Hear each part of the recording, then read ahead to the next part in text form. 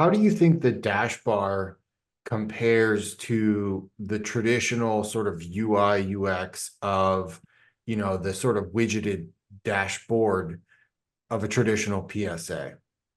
Well, at least in our experience, what we've had is either a lot of tabs, and I mean a lot, and everyone is going to identify with that statement, or even scroll bars everywhere. You're talking about 5, 10, 15 even different boards to go to or different areas to go to in the PSA to get the same information as you do just on the dash bar sitting right up there.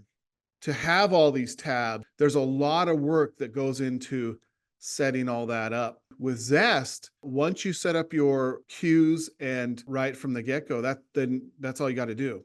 And then it feeds right into this dash bar. So that's the biggest difference. And one of the frustrations we always had is quick visibility of what's going on and not having to click around a million different places to see what's going on here, what's going on there. It's all relative to the team size and relative to where you want to spend your time. And so, yeah, and other tools we used, other PSAs we used, too much time, too complicated, too much clicking around. I think this is a funny story. When we first put Zest out there in the marketplace, I traveled around to some different cities to talk to some MSPs. And I went to one city and I went in and spoke to an MSP who'd never been over $1 million in revenue. They'd started in like 2004. So they'd been going for 20 years. And he proudly took me into his knock where he had 10 different screens on the wall, more gauges and boards and than I'd ever seen. I mean, and he was just so proud of what he'd built with all this. I couldn't help but think that he was in that business. He was in the business of mastering a complicated PSA. That was his business. If he had a business card, it would say owner of mastering a complicated PSA. Instead of a business that was thriving because he's spending time with customers to get referrals, spending time with staff so you don't have turnover, making sure your techs and engineers are getting education so they become more efficient, and also learning new tech, all these things that are so important, he was missing because he was putting all his time into the PSA. Now, the vendor, and he had multiple vendors. Now, the vendors were not giving him this message.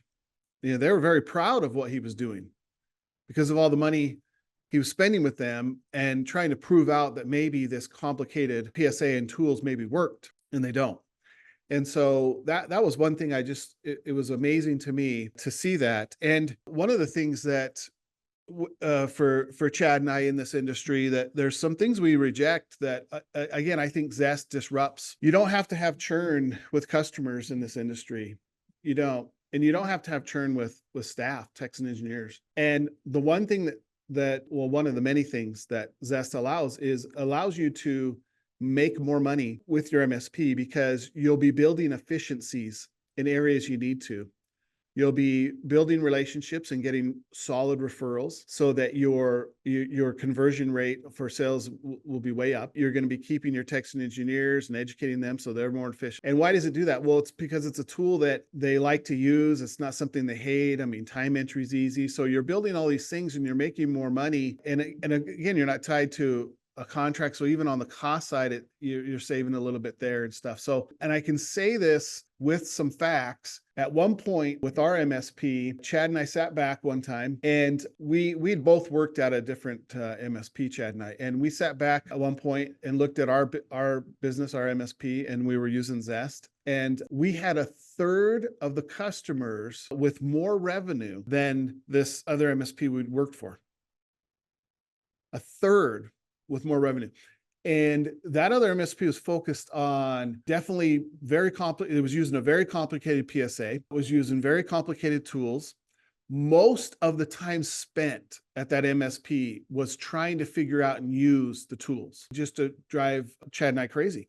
But most of the time, at least half the time was spent trying to use the tools. And then also too, just a drive towards more money per seat, just a real drive towards, we got to charge more without really giving value for what you're trying to charge. One of the things along with Zest, it's really it's a purpose-built product. It helps you use best practice to make more money and to do, because you want to be with a MSP or IT service, you want to make sure that you are doing contracts where it's recurring revenue.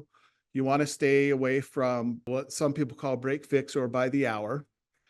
You can still do projects and charge per hour, but you want to have all your customers under a monthly service agreement or something like that. We drew that line in the sand and said every customer is going to be that. And then, you have projects that come along that you can charge a really good rate to make money on. Then you have procurement coming in, all these things coming in, but we also had a lot of referrals coming in.